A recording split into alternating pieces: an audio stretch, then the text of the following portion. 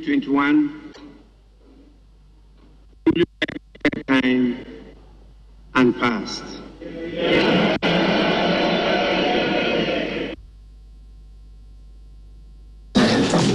Here the Supreme Court is said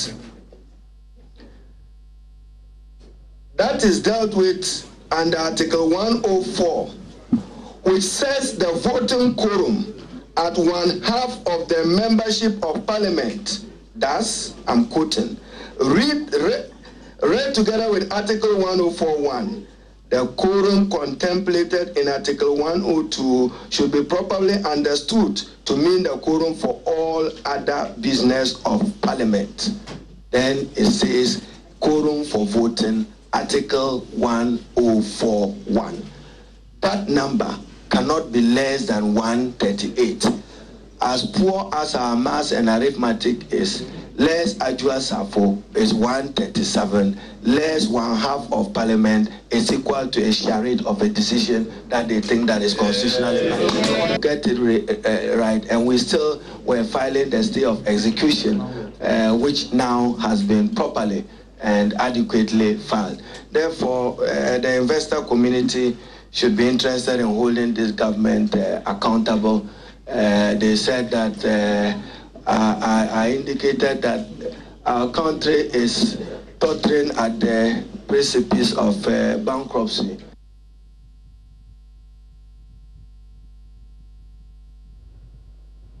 Right. So let's start from the very bottom.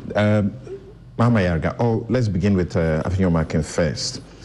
Why does such an important piece of legislation, most controversial, which has forced government, you have tried to pass it, for a long time, and you have not been able to until this day. The government has been forced to literally go around the country, speak to people, to get them to buy in. And then it's smuggled in the way it was, without prior notice. Okay. So Samson, let me explain to you. Yes, the minority did a good work, unlike previous budgets where tax policy is introduced and it will be business as usual. So the work they did, that compelled us to explain issues to the Ghanaian people, to me, is commendable. And I've said this on a number of occasions. But as to whether or not we smuggled it in, my answer is we never smuggled anything in. We never surprised them. Every Friday, we read the business statement. The business statement has proposals for the ensuing week. That's right. You don't specifically advertise that you are going to take a particular bill. But in that, there's a provision where you write, you propose bills, papers will be laid. Bills that are already in our custody will be considered. So my respected colleague here knows that there are a lot of motions that are tabled. We never get to take them. But as and when they have to be programmed, that notice is served. So we serve them notice through the order paper. The order paper is the document we use in serving notice. If, as it were, it was not listed on the order paper, then you can say you've smuggled something in. Right. Even so, we do what we call order paper addendum. Right, so let me go to the next step. So this was advertised? It was just fully advertised. The minority knew, of course, that this was coming on this day. Exactly. Thank you. So we did it, and they knew that it was coming on in a particular week. Oh, I thought you would normally allow me to. In a particular week, just to correct him, in a particular week, not the particular day. Yeah. Okay. Yes, so the week started. Statement states, very well. So this is what business will conduct this week. All right. Yes. Please proceed. Now you're teaching me procedure. So the week started on Tuesday, and we advertised that to be taken, and they were adequately prepared for the business of the day. We agreed on the number to debate. We agreed on the time, and then, when it got to Arena's turn to debate, we we noticed that they wanted to do, something different. So, well, it's within their rights as Democrats to walk out. Mr. Speaker put the question at the time that the majority leader waived his right to make his own submission. And the question was put. They were walking out. Not all of them were out. But it's really not the matter, not the issue here. You see, in Parliament, there's always a presumption of regularity until an issue is raised. Not only in Parliament. Well, in every institution, the law presumes the regularity, unless you have cause to raise a concern, right, and then the law will go into it. So when they were leaving, if you listen to Honorable Harun Idrisu, they never raised any issue of quorum. They only said they were not participating, so they left. But if you exit the chamber, it doesn't mean that your exit will stop public business. It is never the case. They tried to compare what happened in December. At that time, there was division. A division had been called, and Mr. Speaker had ruled on it. So they were doing the counting. And if they take their time to read the Supreme Court ruling carefully, they realize that whatever they are trying to do there now would, with the greatest respect, amount to nothing. Because you said it didn't mean anything for them to walk out. Well, it didn't affect public business. But why was the majority leader shouting, put the question? He said there are some of them still in the house. Put the question. No, why was he in a hurry to get that done? It is within his right to say that I am not. And they were making noise. So Mr. Speaker, if you watch the video, Speaker said he could not hear. So he said, Mr. Speaker, I have waived my right to speak.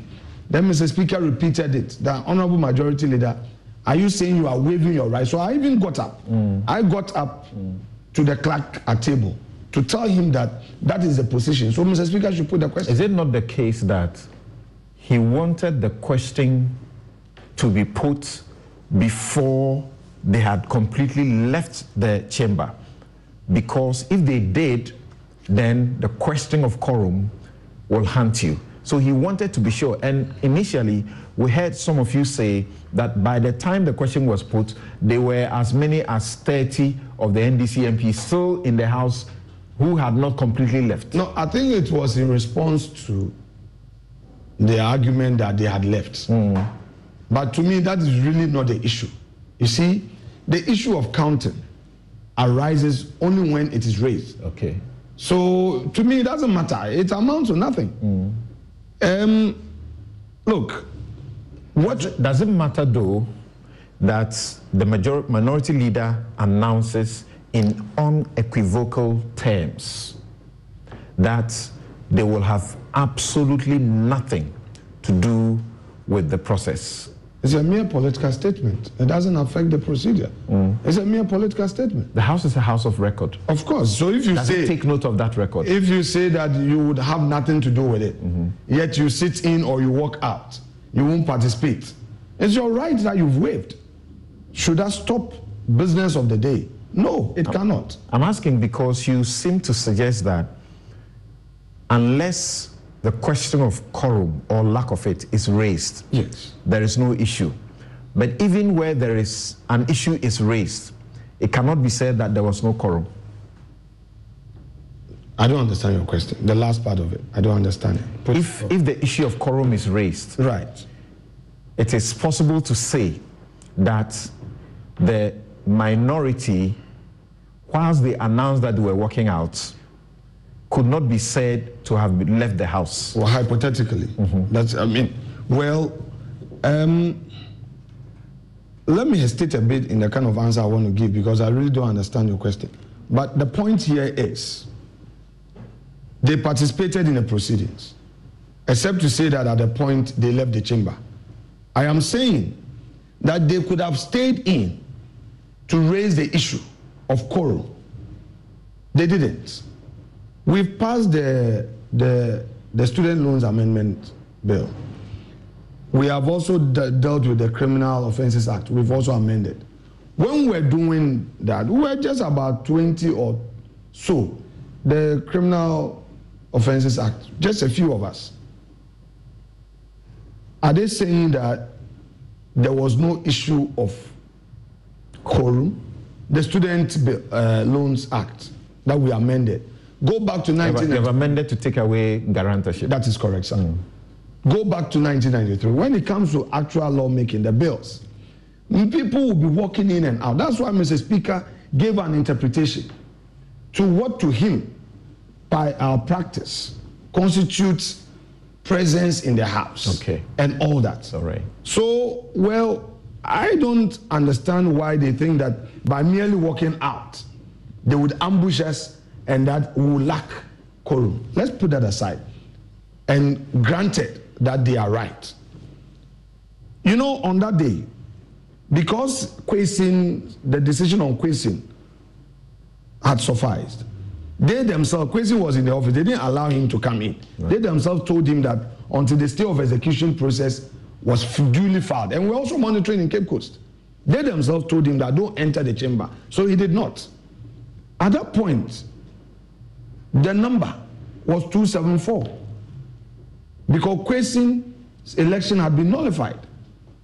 The number for taking decision couldn't have been 275. Interesting. The number, because they themselves stopped Kwesi. So if you listen to Haruna said that now Kwesi's appeal stay of it has been properly filed. Why are we hearing you argue this interesting point today?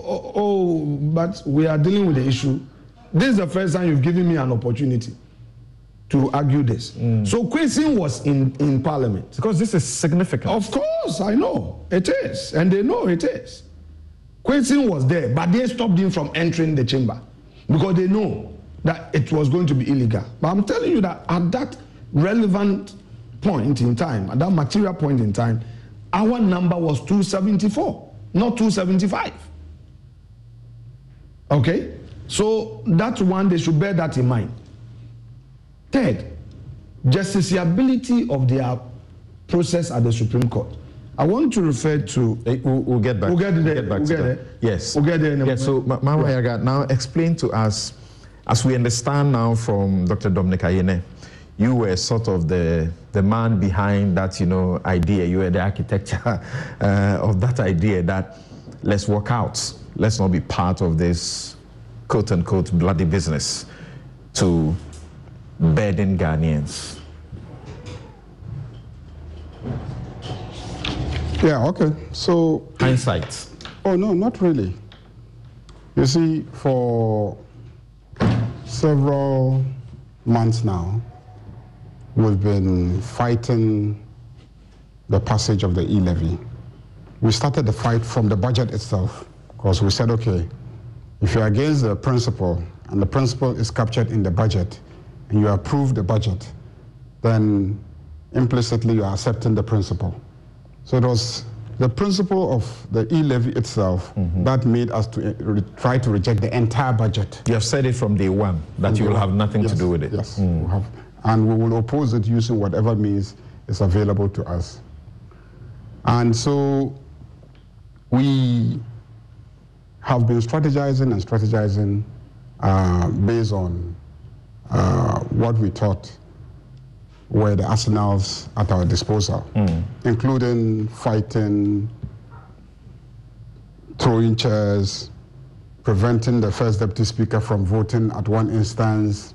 We were only condemned for it, and etc. We've been fighting with all the commitment that we could marshal. On this particular day, we felt that we had been denied of one of our votes, okay? And we also, at that time, so if we're denied one of our votes, we're looking at the mathematics. So we will be 136, and they will be 137. So if they are 137 or 136, then clearly they will win the vote. Now, a lot of people say, oh, stand and vote and be counted and let them see that you have voted and, you know, you've lost through a vote. But at that material time, our calculation was that we're not fighting so that people will see that we are fighting. We are fighting to actually try and stop the passage of the legislation. So if we thought that the best tool to prevent the passage of the legislation is to try and prevent the existence of a quorum, so that it will further be another stumbling block in the way of passing the bill, the levy, then we should deploy it. And that was the thinking that informed the strategy. And we did the calculations, and then we said, okay, walk out. It was something we debated among ourselves. There were those who felt, you know, just stand and be counted, and then, you know, let Ghanaians see that you voted against it, and they won using their numbers and etc. That's the end of it. So the group that felt, let's deploy another tool and see how that works, won the day that let's walk out, based on consultation among us. So I just want people to know that the story out there that, oh, minority was compromised and this and that, I mean, if we wanted to be compromised, we would have been compromised long ago. By who? Exactly. If we wanted to be compromised, we would have been compromised long ago. Who? I mean, you know that on several occasions, we've come to the floor of the House to say the roads in our constituencies need construction. And the roads minister has come to the floor to say, well, I mean, we need to do your roads. That's why we need E-Levy. But that doesn't amount to compromise. Exactly. So no, but it can be a reason why, if I feel that, okay, this funding can help with infrastructure in my constituency, to help with the person who is paying. Since I get a road in my constituency, let me compromise.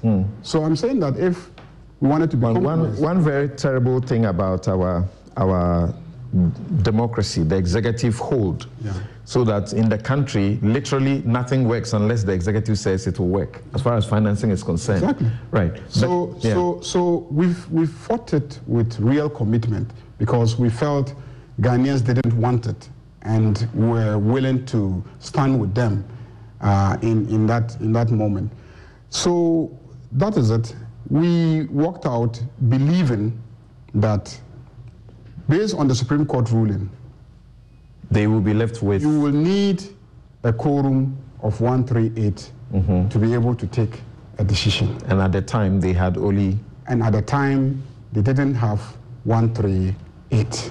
But they had what? Now we had, the number was... So far as wait, don't go there yet. So far as our records show, in the chamber, they only had 136. So far as our records show. Because of the absence of Adwoa Safo. Because of the absence of Adwoa Safo in the chamber, right, and the absence of the chieftaincy minister in the chamber. They dispute that the chieftaincy minister was in the chamber. He was not in the chamber. There are cameras, and the cameras will show. But if you want to... There are cameras, and the cameras will show. He was not in the chamber. He never entered the chamber. West. Is that okay? He never entered the chamber. Sisala West. You are talking about cameras. Sisala West. Okay. Now, I think, hold on for me. Note that point. I'm saying. Sisala West and Savelugu. I'm saying. You are introducing cameras. I'm saying that there were 136. There were 136 members of parliament in the chamber at the time they went through consideration stage and third reading. Yeah. And they would have needed 138. That's our position. So because of the absence of Adwoa Safo, and you say also of the chieftaincy minister, that's what they were left 136 in the chamber. All right. And that is our case. What's about yours? That's our case. That's our case. Right. Is that okay? So that's a question he just asked. How do you answer to that? How about your side? How many were you in the chamber? Well, I mean, I'm telling you what our case is before the Supreme Court. And Yeah, I know that's substantive, Yes. but information, we just want to know what was the number of the minority in the House. I'm saying that we are looking at our case on the question of quorum. Okay? We are not talking about the Supreme Court case now. Yes. I said we'll get there. Now listen. You've heard it out there. You've heard it out there in the public. Yeah, listen carefully. Among the accusation is that, number one, some said... Let me explain that. The minority had been stampeded. No. You had been surprised. Yeah. Some of your members had been invited to the Tamale flyover. We call it interchange. I don't know why we call it interchange. That's not because true. it's a one-way. Everybody was there. Right. Except question that wasn't in the chamber. Right. Let me explain to you. Okay. We were 136 NDC members of parliament. Because of Kwesi. There were 136 MPP members of parliament in the chamber. Okay. But they had the chieftaincy minister outside the chamber. If we were going to stay and vote, they would have brought the chieftaincy minister in. And that would have made them 137. Now you are clarifying. Are you getting the point? Same way you also they would have brought him in, and there would have been 137. So you also had two outside. Now hold on. In the case of the Kwesi had a legal objection. We talked about Kwesi. We talked about forcefully bringing Kwesi in. And then we came to a conclusion, even if we forcefully bring Kwesi in, afterwards, they could go to court and get the court to determine that Kwesi's vote should be taken out. And will still be reduced to 136. Okay, and now, their 137 will stand. So this is the calculation. So now those who argue that, but if they were 136 and you were 136, why didn't you stay to vote? And then there will be a tie. There wouldn't have been a tie because they would have wheeled in. You would have formed the quorum. They would have wheeled in. Okay. No. First would have formed the quorum. And secondly, they would have wheeled in the chieftaincy minister. Okay. But when we walked out, it didn't occur to them to still wheel in the chieftaincy minister. Okay, now hold on. This quorum of 137. Right. Now hold on. What do you say when he brings in? It's a seminal point, I think. He says. Yes, I'm telling you our response to that. Yes, the reason Kwesi was not brought in. Yes. Was a legal question. Yes. A legal technical question. Yes. And that is that long before now, the Cape Coast High Court had determined that he was ineligible. He could not be an MP. So the House was no longer left with 275. In that regard, what will be the number required for quorum? So it appears that if they raise this point, they shoot your suit down. No, they won't. That's why we say that at the very material time, there were 136 in the chamber. They had a chieftaincy minister outside. It didn't occur to them that to constitute a quorum, they needed to bring the chieftaincy minister into the chamber. Okay? Okay. Why? Okay. They are the ones who say he was in the ambulance outside. Is the ambulance part of the chamber? In your suit, is the ambulance part of the let's chamber? talk about it. In your suit, what did you say is the quorum in your suit? What did you say is the number they needed to form a quorum? We take a position that the Supreme Court said you must be at least a majority of all members of parliament. And we say that the Supreme Court pronounced must be 130, at least half of all the members of parliament. And the Supreme Court pronounced that it is 138. That's what we say in our suit. Right. Okay? Now, so if you agree to the argument he raises now, yes, the number you need for quorum is not 138. Yes. How do you surmount that? How do we surmount that? Yeah. We surmount that by establishing factually that even if the number is 137, as he is positing, in the chamber there were 136. So they didn't even meet the 137 quorum. How do you answer to his question, which is legal again, about presumption of regularity? You know the law, that there is a presumption of regularity unless it is rebutted, as far as what they did was concerned in the official business. That's why it is called a presumption. Right. A presumption can be rebutted by evidence. Exactly. So if we have evidence of video cameras showing that there were just 136 members of parliament sitting in the chamber, that presumption is rebutted. Was there the need? It's a presumption. Was there the need for somebody to evidence. raise? Was there the need for somebody to raise the question of lack of quorum before this kicks in? For me, following the Supreme Court decision, the key issue is whether there's evidence that you actually have 138 people in the chamber, following the Supreme Court decision. And if the number is reduced by one that he is claiming, whether you had 137 in the chamber. I thought That's for me. I thought you had expressed concern that you expected the Speaker to count the number before he started the decision. I have said that several times. I think even in this studio, your PM Express, we expected the Speaker at all times to ascertain the quorum before he proceeds. On the basis of the Supreme Court prompting, the fact that the Supreme Court makes a clear distinction between ordinary quorum and quorum to take decision.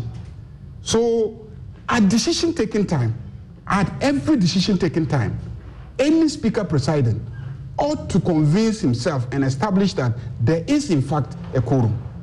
And so whether somebody prompts you at the last time, yes, and at the last time, with regards to the approval of the budget, when they walked out, the Speaker told us, and every Ghanaian was watching, that he wanted to convince himself that he had a quorum. Why was that so? Process. Why was that so? Because he felt that he needed to. No, because somebody had asked for a division. Please. So if you ask for a division, does that raise a question of quorum? A division doesn't raise a question of quorum. It's because you doubt the number. Listen carefully. A division was because, you see, when you do voice vote and then you put the question, right? You may not hear, and the numbers are almost equal, okay? You may not be able to tell from the voices which side is the majority. When you have 137, 138 or 137 in the chamber, and at that time it was 137, 137 because that they were also waiting for Ajosafo. So 137, they were 137. And then they had two ministers in. That was the finance minister and then the minister of state and minister of finance. Okay. And we said that, look, if these two people's voices add, their voice would drown ours. That's fine. So wanted all of them out so that it would be the 137, 137. That's appreciated. So, yes. I want us to go to the substance of yes, so the law. The reason why it wasn't the division that caused the Speaker to count. He just wanted to be sure that he had a quorum. Right. And so we take a position that before when we walked out, he should also have ascertained whether he had a quorum. Okay. And he would have established that there was no quorum. Thank you. Martin, let's bring in Martin. Martin, can you briefly share your view on this quorum question and the numbers as the House was left with that Afeoma raises, and how that impacts, if you like, on the suit in the Supreme Court?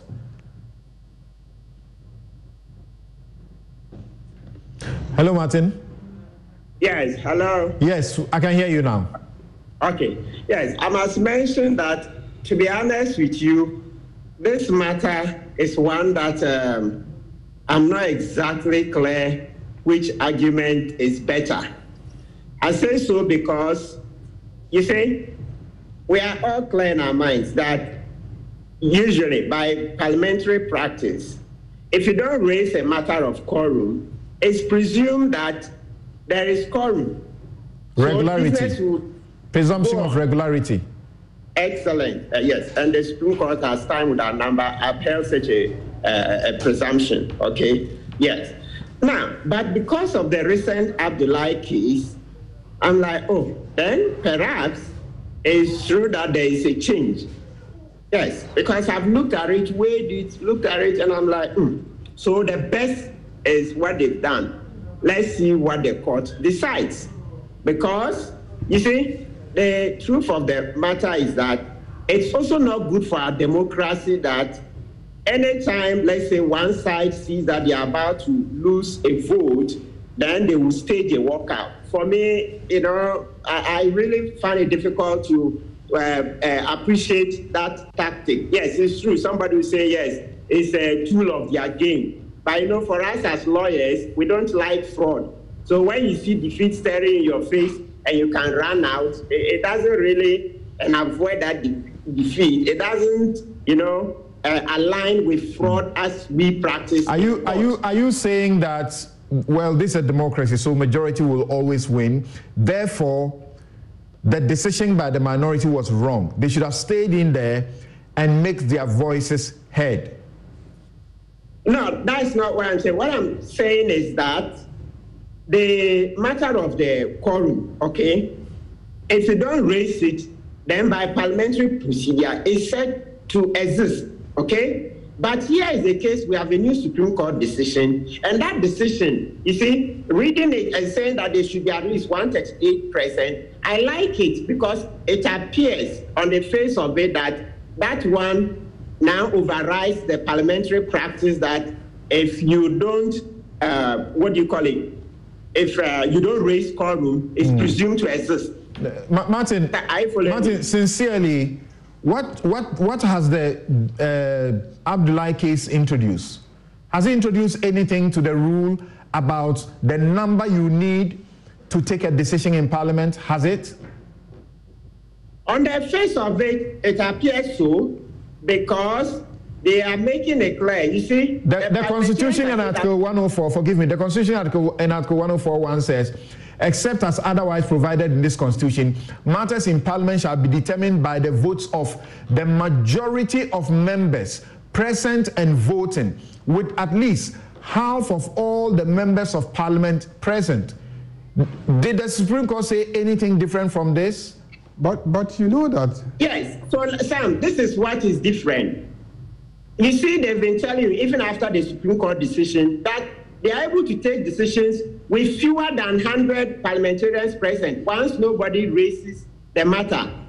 So the difference is that because of the Abdullahi decision, if you take any decision where you had less than 138, the other side can go and complain. So let's see what the Supreme Court says. I don't understand this. The law says you need at least half of all of the members to take a decision. Yes. You have been breaking that law. Excellent. Somebody goes to the court and the court confirms that, keep to the law. You say the court has said anything different. It has not. It has, because there is a difference. As I said, keep to the law. And even after keeping, after that decision, did you hear Honorable Afenyo-Markin say that when they were passing the Student Loans Act amendment, there were just about 20 of them? Of course. Nobody said anything. Nobody said anything, so no problem. But as and when somebody decides to say something, let's see what the court will say. We are all learning. If you take a decision with less than, I'm putting the question in a different way, and finally, if you take a decision with less than half of all members present, are you breaching the Constitution or you are breaching a Supreme Court ruling? Oh, okay, Sam, give me a minute. You see, it's neither of those if nobody complains. Sam, listen, neither of those if nobody complains. But if somebody complains, then a decision must be taken by the Supreme Court. Thank you. That's it. All right, thank you. So, what do you think of what they are doing, they are seeking to do in the courts? Your mic is off. Your mic is off.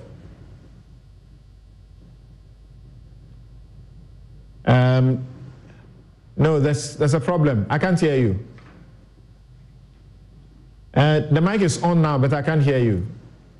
Try speaking. No. Okay. Yes. Did I hear him? Yes, you are on. Okay. Sorry. So the question, I think in the process I've lost. Yes, I was asking what you think of proceeding to the Supreme Court over this.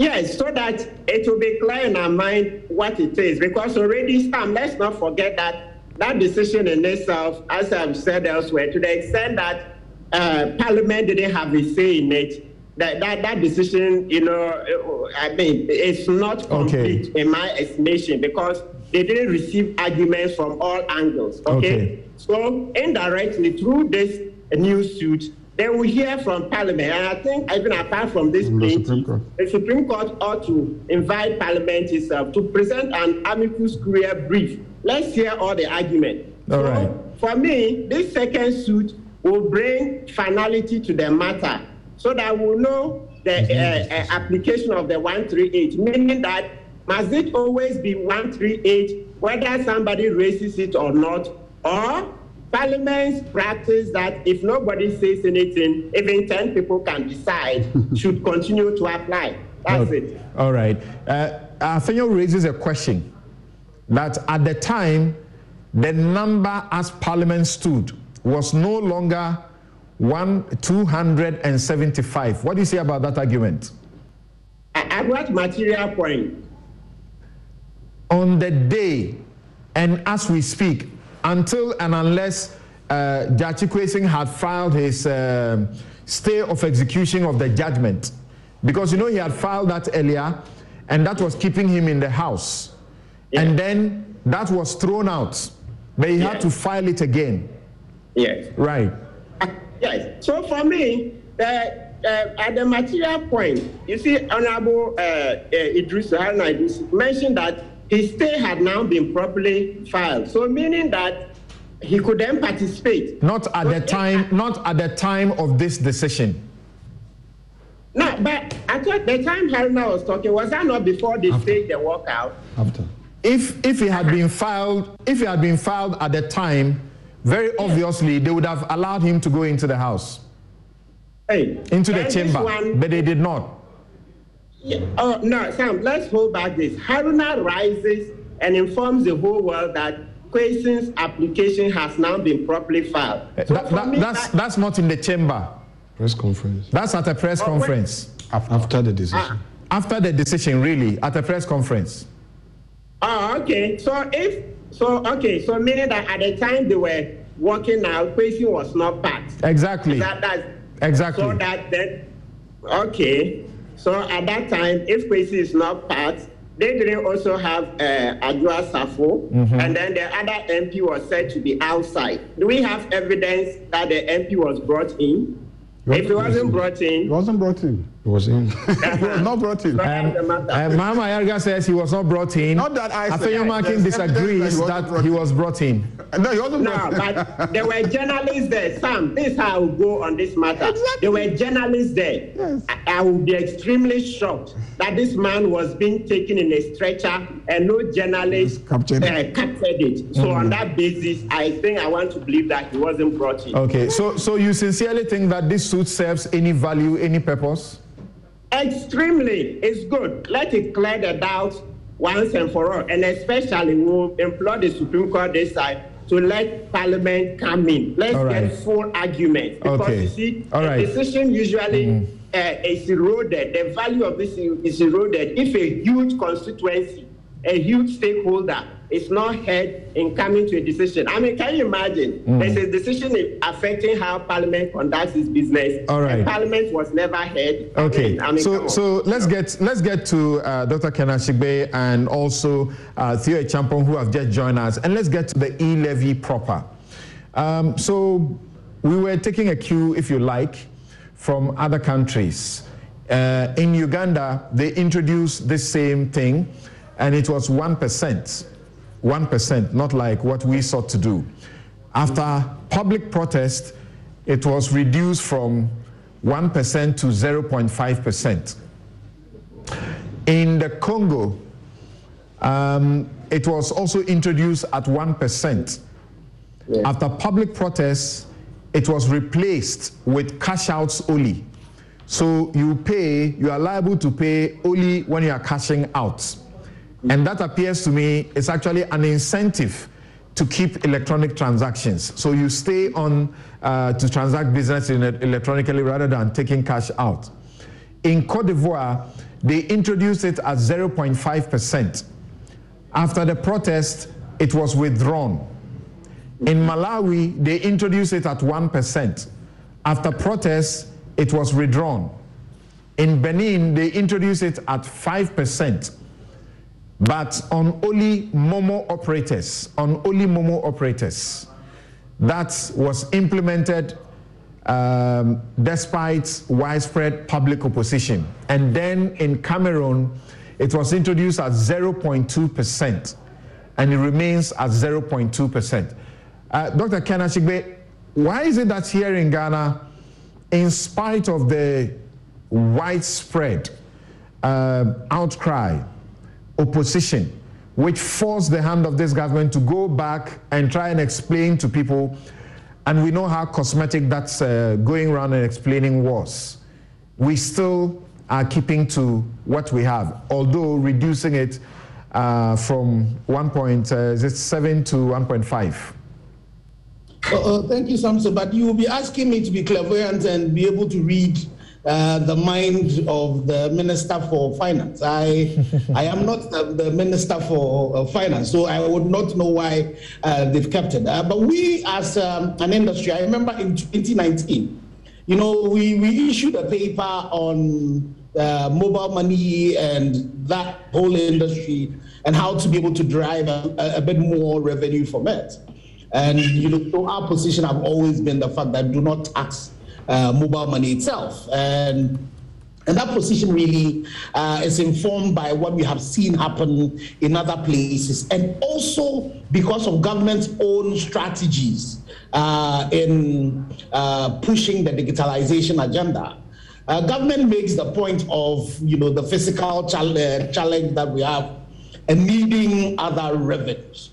But the point also has to be made that in terms of the plethora of issues that we raised, government has taken some of them, some of them are still outstanding. So, for example, in terms of the rate, you know, we thought that if really we wanted to do this, definitely the 1.5 is even high. And, you know, the example of Uganda you gave, you know, even though they have even reduced it to the 0.5, they still have not recovered the challenges that they have faced with the pushback. But so because of all of that as well, government has introduced a lot of things that they put in to be able to try and mitigate the challenge and not affect financial inclusion. So the exemption of the 100 Ghana cedis, you know, initially merchant payments were part of it. Merchant payments have been taken out of it, gov payments.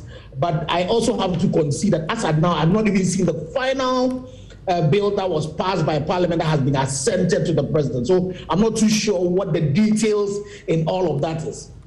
But interestingly, some of these things that have been introduced to be able to make it mitigate the effect is also introducing complexities that would make the implementation of you know, the law itself by GRA and the operators very difficult. Let me give you a simple example. It would now mean that before you do any mobile money, if you're on the USSD platform, the system should be able to check that you have all the transactions you have done is less than 100 Ghana cedis. That if you had used that, some of your transactions to pay taxes to government, that should be taken out. It has to go and see whether you have done any transaction on another mobile money account. You know, you have used your mobile money account to do a merchant, a POS, done payment on the POS, done banking.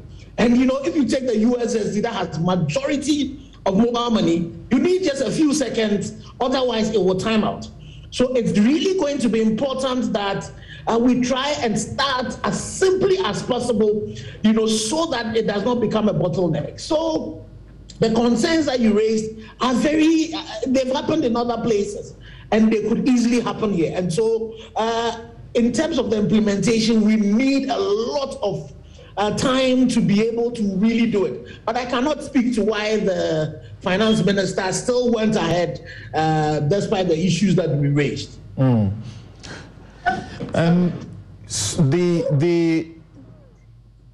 The point is that there has been a reduction from what originally was contemplated. How should people also welcome that? Because it does appear that too many people don't take that for anything. It doesn't mean anything to them.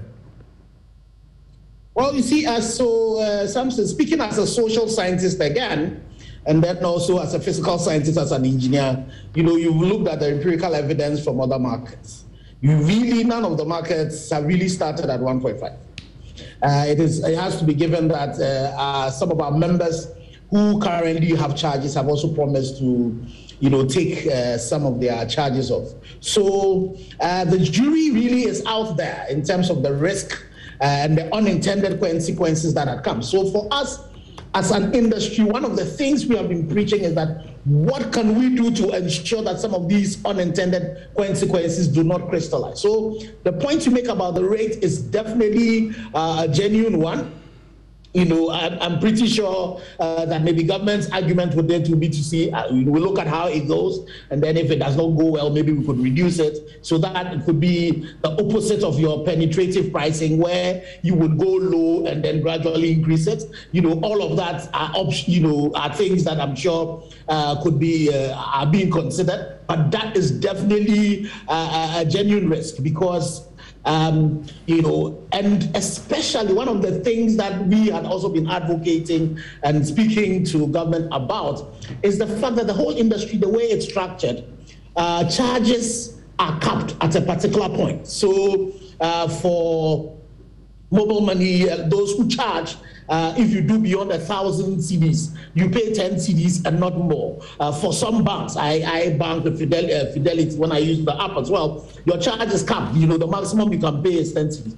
But now with the way it's structured, it means that if you want to do, now after COVID, in terms of how much transactions you've made has been increased. So if you want to send, say, a 5,000, 1.5% of a 5,000, it's quite significant. And you constantly have to be looking at what alternatives exist, because it's better for government to get a little bit of the tax than people do avoidance, which is legal, and government will not get it.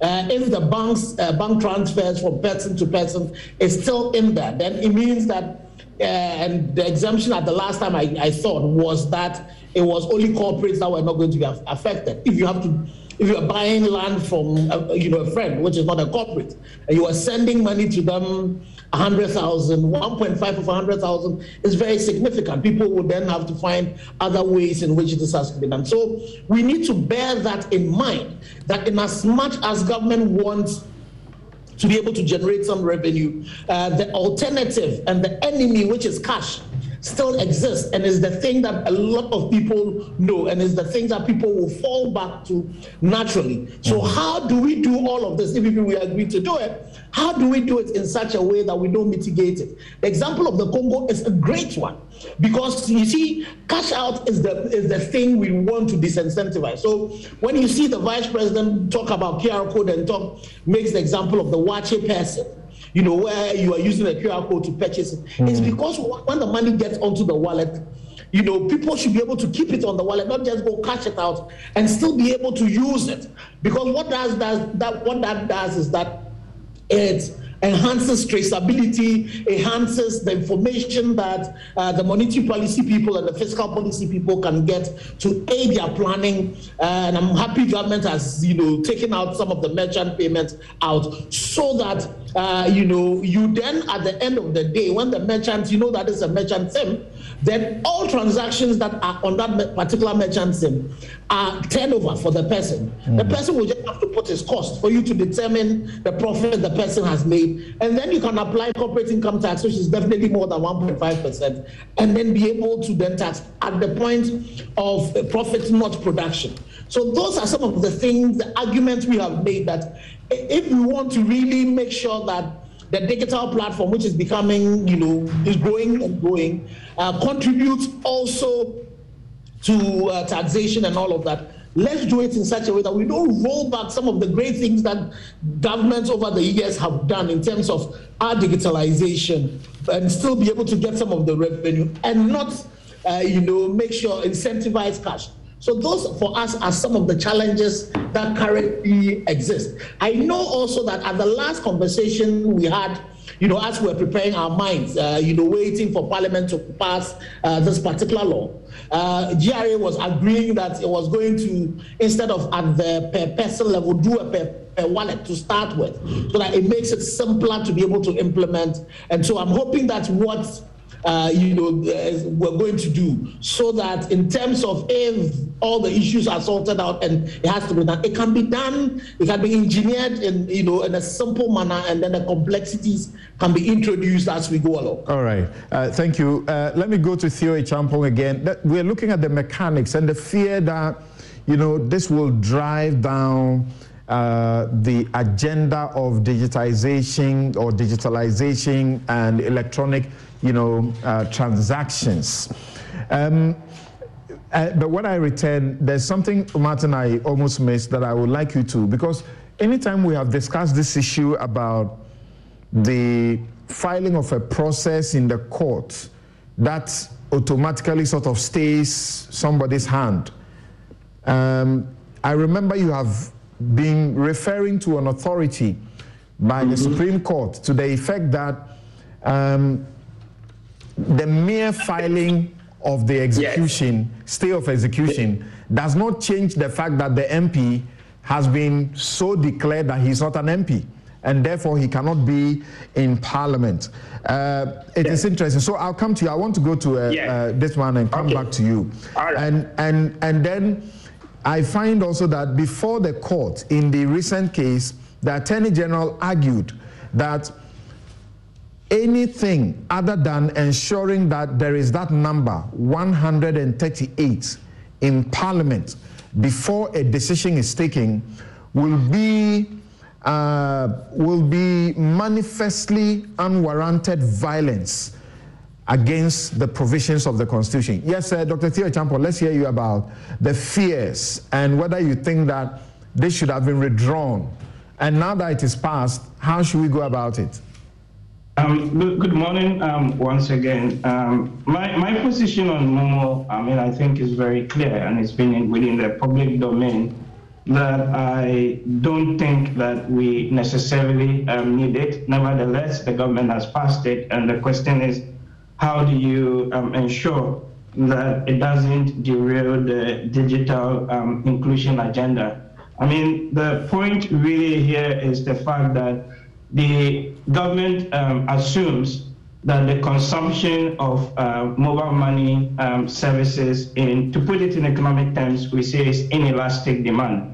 So basically, if people want the convenience of utilizing that service, and that doesn't really push them enough, even if you put 1.5 or whatever tax on it to want to substitute. But if you actually look at the 2 data points recently from the Bank of Ghana's quarterly statistics, so every quarter they have this data that they release called the Summary of Economic and Financial Data. If you look at November, when the idea was originally proposed, the total value of Momo transactions was about 86 billion Ghana cedis. In December of last year, it dropped to 82.9 billion. And then in January of this year, that's the latest data point we have, is actually 76.2 billion. So over the course of about 3 months, we've almost seen a 10-12% reduction in the value of the transactions that are taking place. And what this indicates to me is the fact that we're actually seeing some sort of reaction by consumers to the policy proposal and the announcement. So definitely, I think in the short to medium term, the value and the volume of transactions would come down as consumers adjust to this. And I think certainly you actually would see a lot more cash now being utilized within the system, which would serve as a disincentive to the whole digital inclusion agenda. And that is a challenge that the government, faces, because the whole is there something to learn from this country, that is Congo, where they introduce it at 1%. After the protests, they replace it with only cash outs. If you are cashing out, then you pay the fee. Is there something there to learn? that is something which is interesting, right? That you only would pay the tax when you're cashing out. But fundamentally, the point also is that you already have paid for the service anyway. So why are you still being asked to pay money or being paid a tax on something that you already have paid to procure that service, right? So philosophically or fundamentally, I struggle to even accept the concept of having to pay this, tax on something that you already have paid for, or the tax in that sense. But we also recognize the fact that the government says they need money, and in the Congo case, yes, they replace that with only when you do cash out, and you are not paying any tax on the money or the balance which is sitting in your wallet.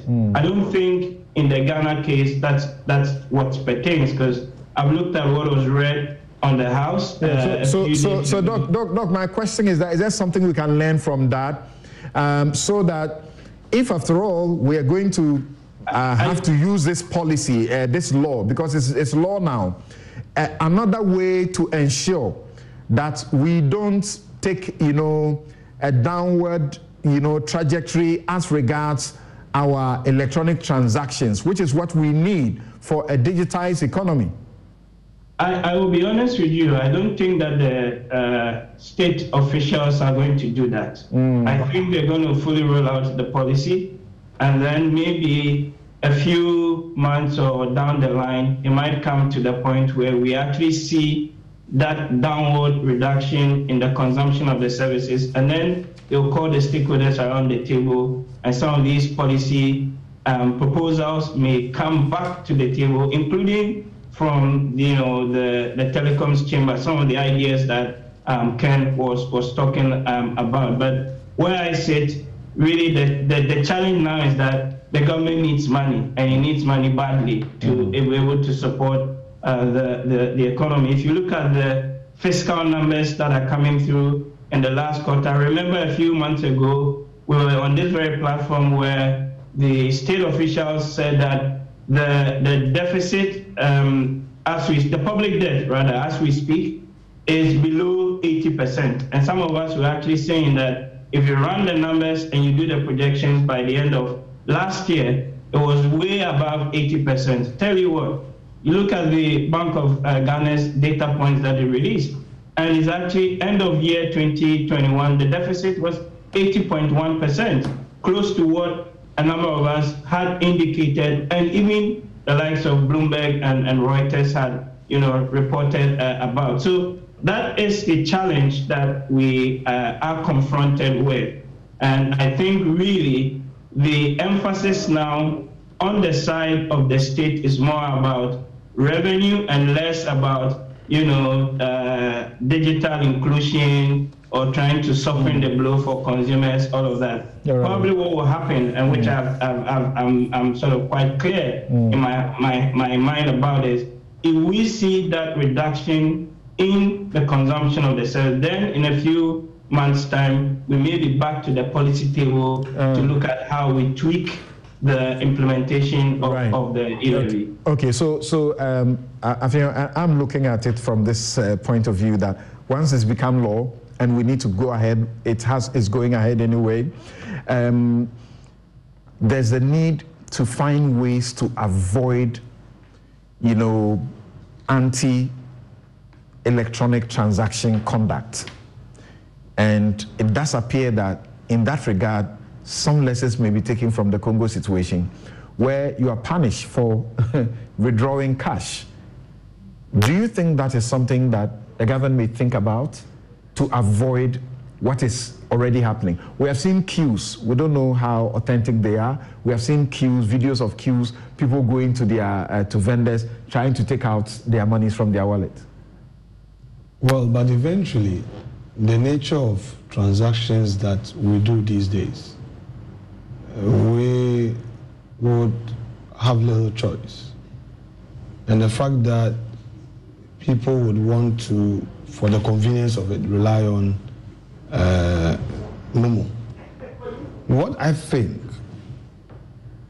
government has been focusing on is the infrastructure that would ensure transparent and reliable system of collection. But again, from the politics of it, I chair the road fund, and I know that the road, the construction subsector of the economy is a major area that if we properly tackle it, would help grow our own economy.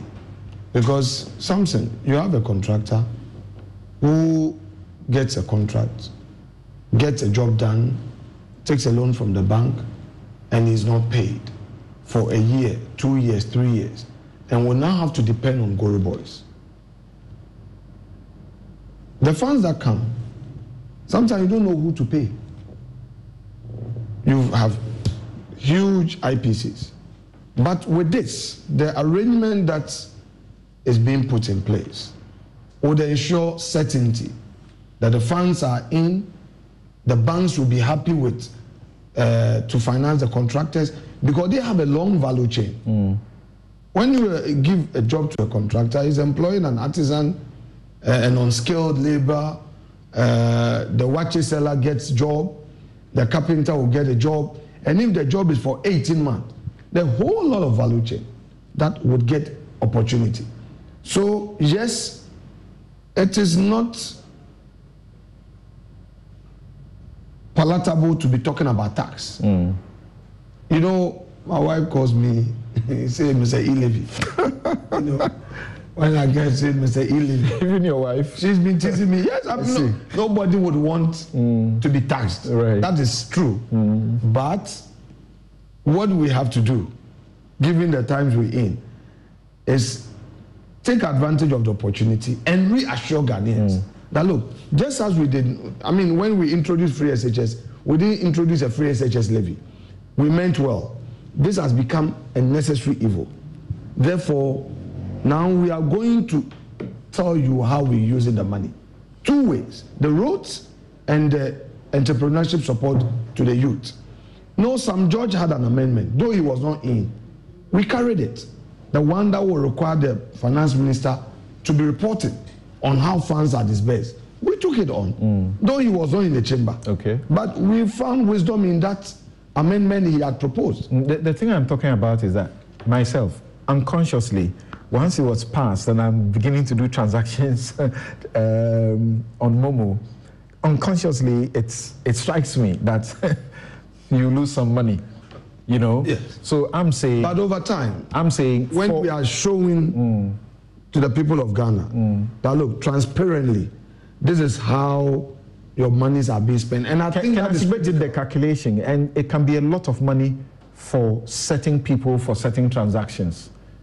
So it is possible that in the near future, to avoid you know, destroying the digitalization and digitization of the economy and transactions, you may contemplate introducing one other layer so that if you are going to cash out, you rather pay a hefty penalty for it, so that it stops you from wanting to take your money out. People, but I think that's a very technical thing, and it also, you know, makes sense, so that people will not take advantage. So that they are forced to stay on electronic transactions. I agree, but don't let us also forget that telcos were charging us 2%.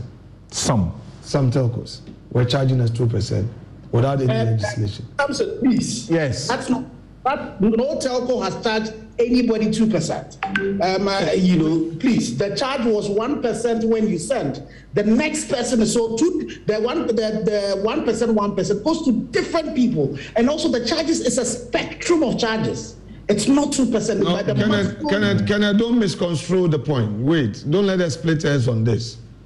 I do Momo. I send Momo to my constituents.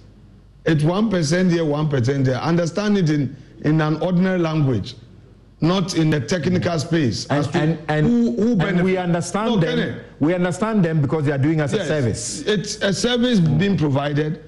Already, when you do it, you will get charged 1% when you are sending, when you are receiving is also 1%.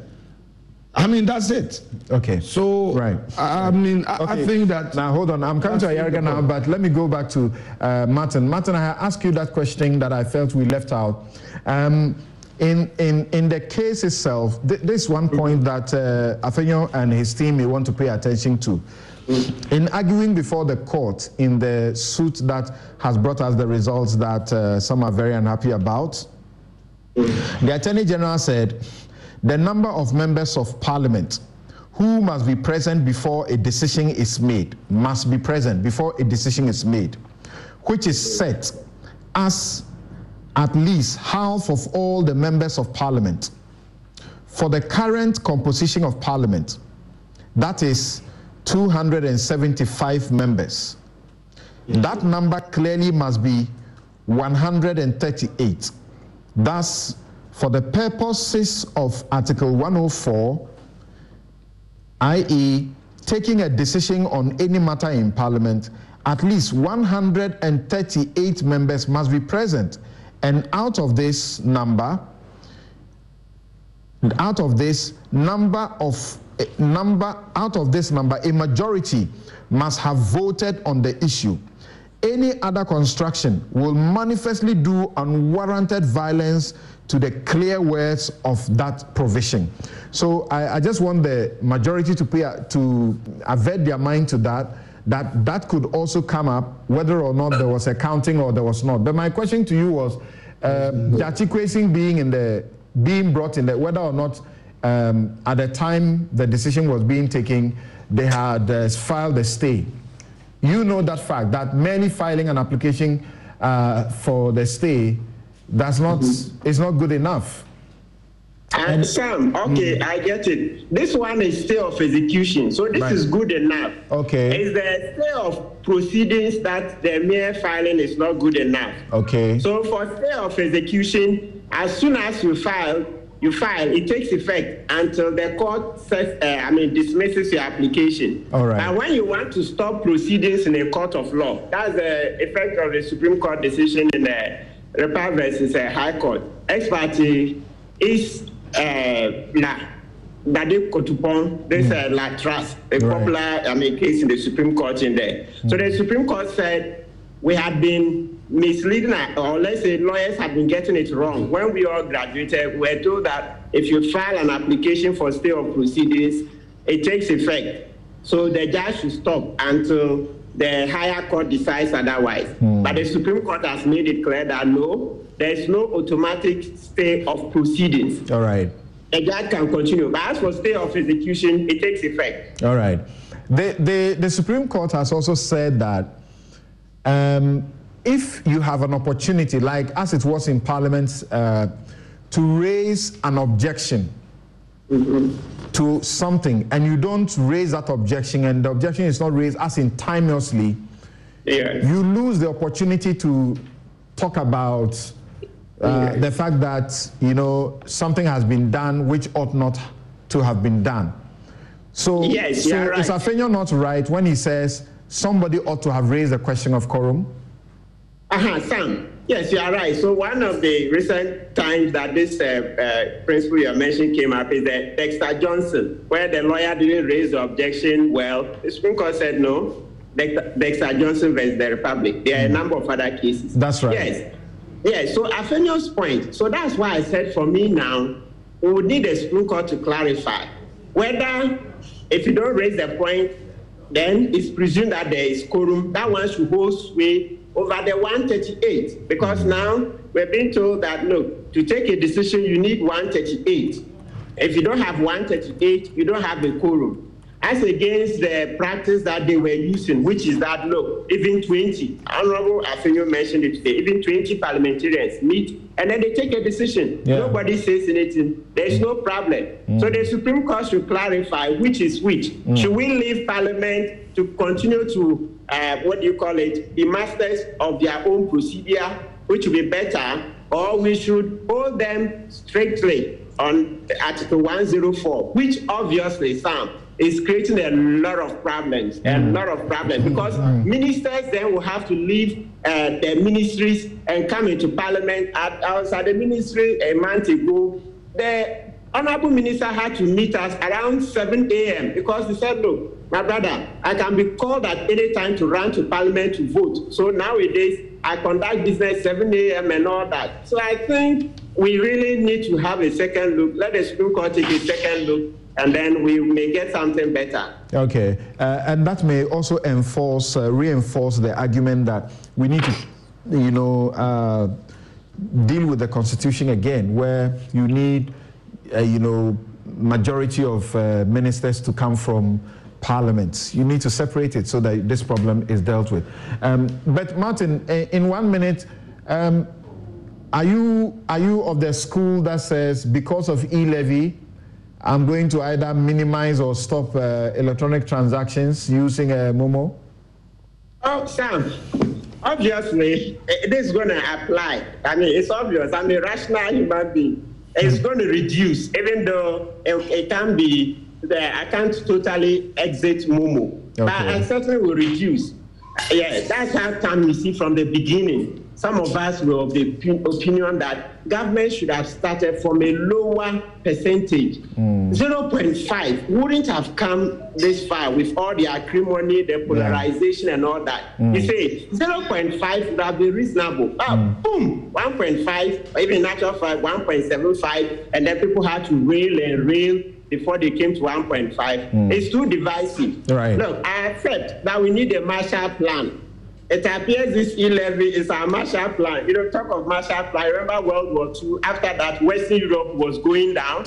So the Americans brought Marshall Plan to revive the economies of Western Europe. I see E-Levy as our potential Marshall Plan. But the division, the polarization may not give us what we intend. Okay, thank you very much. And like Martin says, when we go to all the countries where this has been introduced, Ghana is a place where we are introducing with such a hefty, percentage to begin with. Mahama Yarga now, but what did you want to clarify? Well, I think in my earlier submission about members in the chamber, you see, he misconstrued that to mean that I was suggesting that 20 people or even less were present and taking decisions for Parliament. You see, the Supreme Court in its ruling and the submission by the Attorney General was talking about members present. You see, being present in Parliament and voting, and the issue of physical presence in the chamber. Let's get it also straight.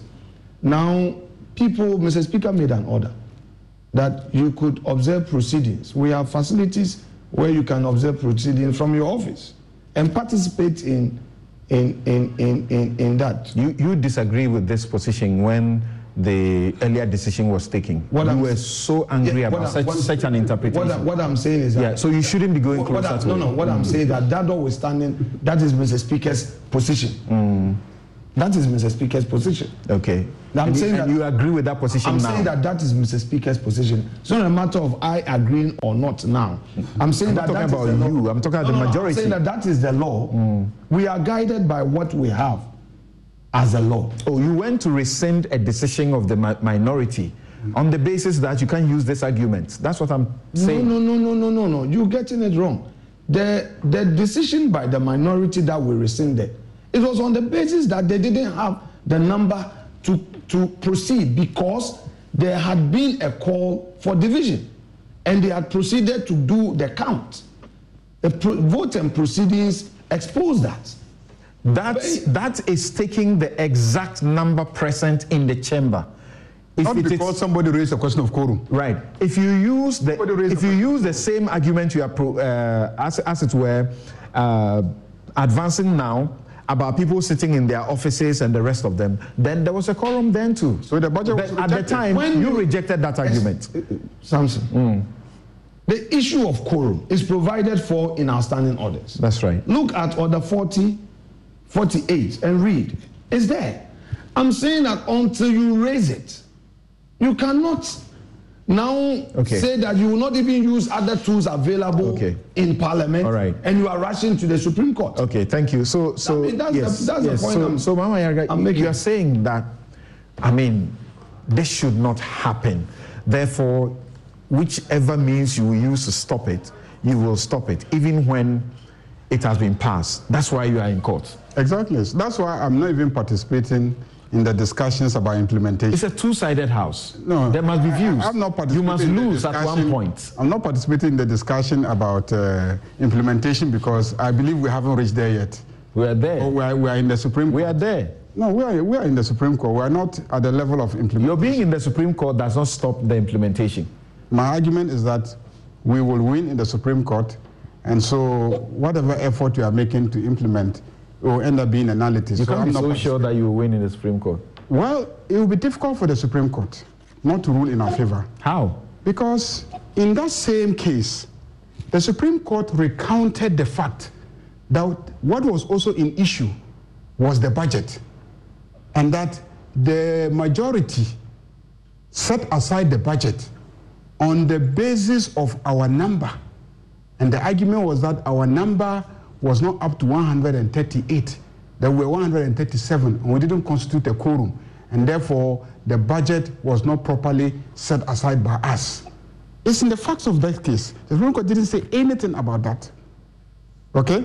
So today, when the same Supreme Court is confronted with the question of quorum, I doubt if they can say otherwise. You know, as a lawyer, you put it to him that they argued the same way in relation to the rejection of the budget.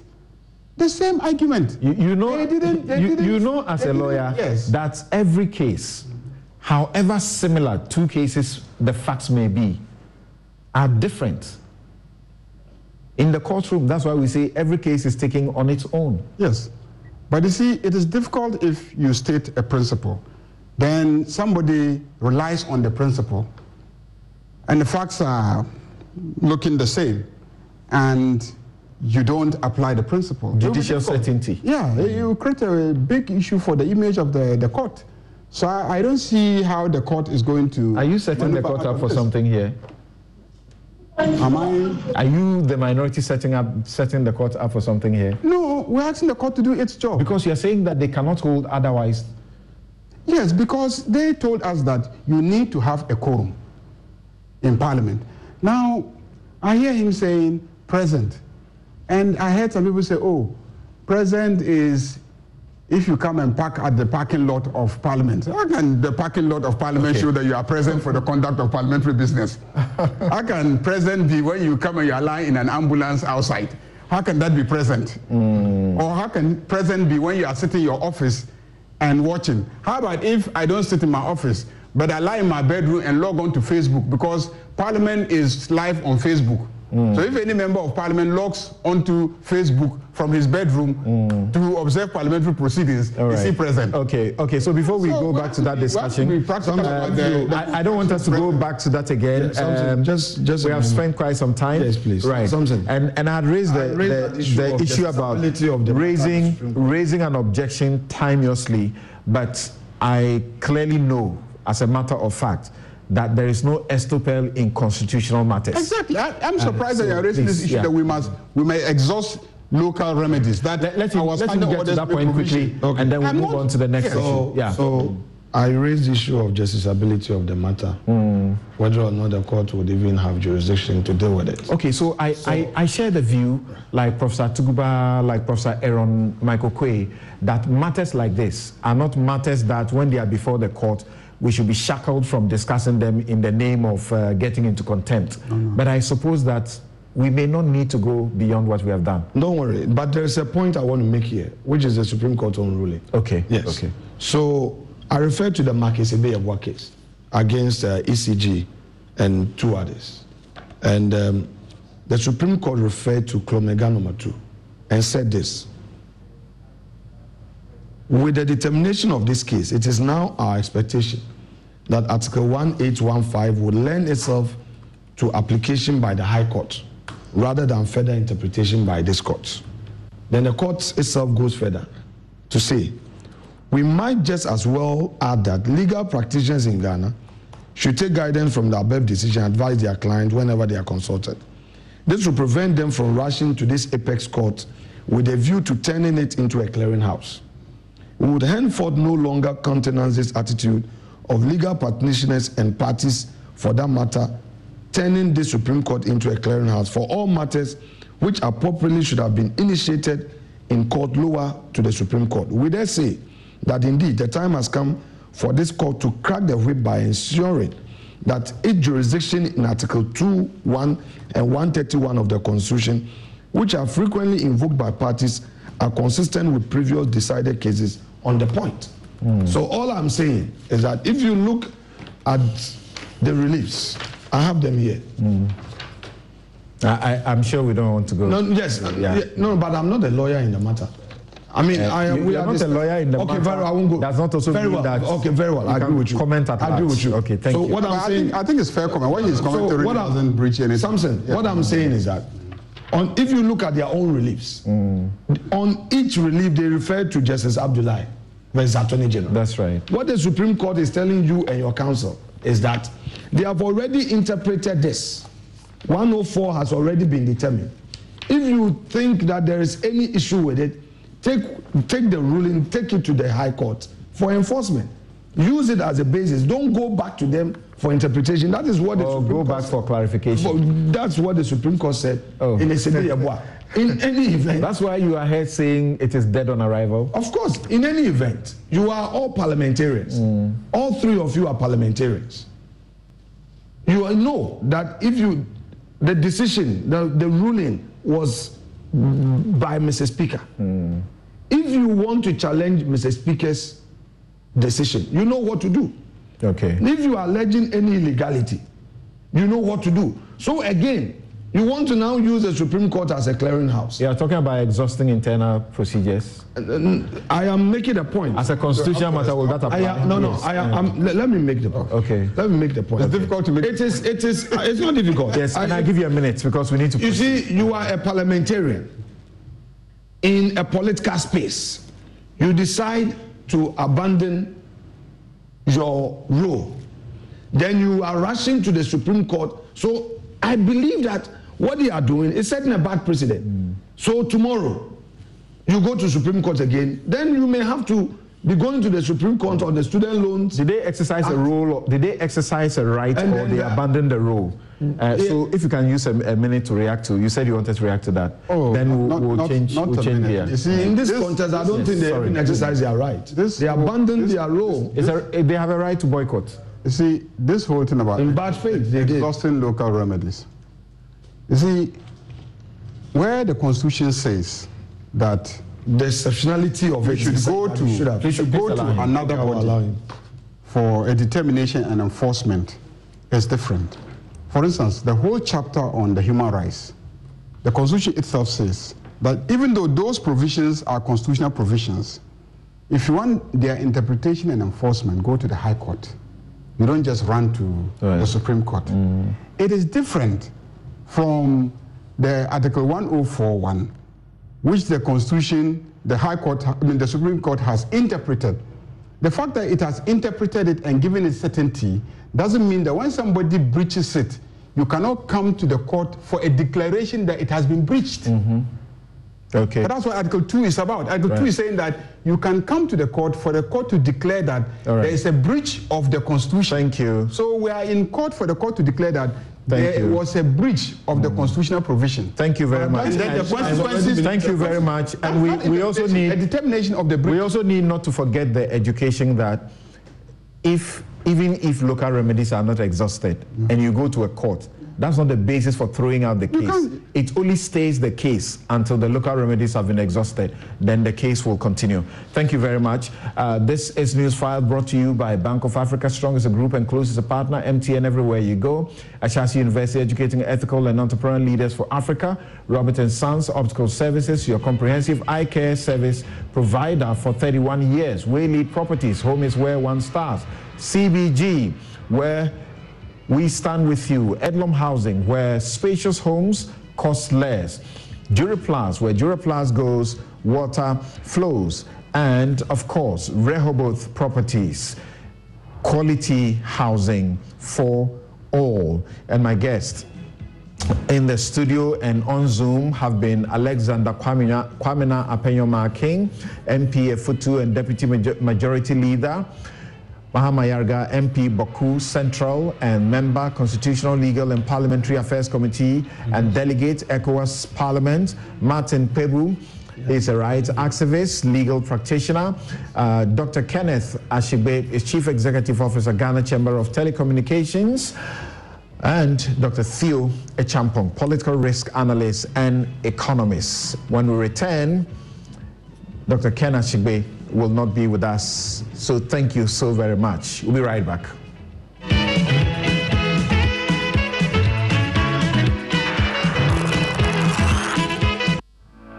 For decades, we have helped businesses connect with their trade partners all over the globe.